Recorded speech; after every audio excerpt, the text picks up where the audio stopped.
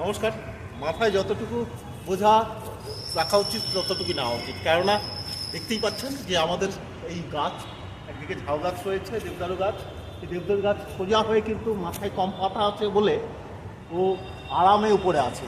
আর ঠিক তার পাশেই একটা গাছ ছিল অর্জুন গাছ, এর মাথায় এত বোঝা ছিল, এত পাতা ছিল, সবুজ পাতা, সেই তার যে শিরদাঁড়া, তার যে মেরুদণ্ড, সেটা কিন্তু সেভাবে নিতে পারে নাই। তাহলে ঠিক এই গাছের মতোই আমাদের অবস্থা। আমাদের মনুষ্য জীবনে, ব্যস্ততা জীবনে অবশ্যই আমাদের এটা ভাবা উচিত যে আমাদের সহ্য ক্ষমতা যতটা আছে সেটুকুই আমাদের না। দেখুন গাছগুলো কী সুন্দর রয়েছে। পরবর্তীতে এই গাছগুলোর এই অবস্থা হবে যদি সে ক্ষমতার থেকে বেশি মাথায় ওজন নিয়ে ফেলে।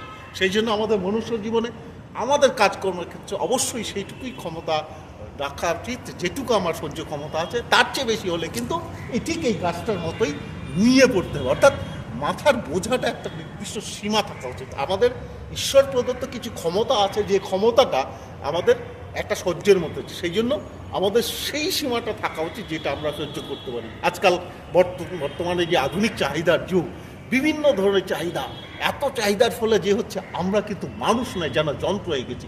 এই যন্ত্র হওয়ার কারণে মানুষের শারীরিক মানসিক এমন পরিস্থিতি কেউ কোনোভাবেই সামাল দিতে পারে না। আর পারিবারিক চাপ, এদিকে আধুনিকতার চাপ, সব মিলে যাচ্ছে তাই অবস্থা। সেই জন্য তার সাথে যারা ফেসবুক করছেন তাদের তো কোনো কথাই নেই।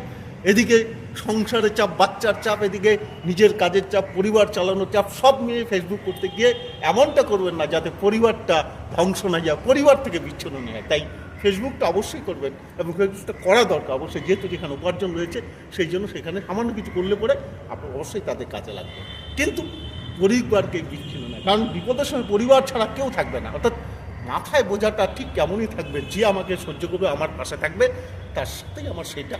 তাই এই গাছটাকে ধরে আমি একটু আপনাদের এই সমাজে বার্তা দিতে চাইলাম যে আমাদের মনুষ্য জীবনে এটাই উচিত, যেটুকু আমাদের সহ্যের মধ্যে আছে, যেটুকু আমাদের মাথার মধ্যে আছে, যেটুকু শরীরে তাকত আছে, সেই হিসাবে আমাদের সহ্য করা উচিত। যাই হোক, আপনাদের এই ছোট্ট ভিডিও তুলে ধরলাম। ভালো লাগলে অবশ্যই লাইক, কমেন্ট, শেয়ার করবেন, এবং যদি লাইক করেন, শেয়ার করেন, তাহলে আমি উৎসাহিত হব এবং এইভাবে ভিডিও আরও আপনাদের সামনে তুলে ধরতে পারবো। ধন্যবাদ।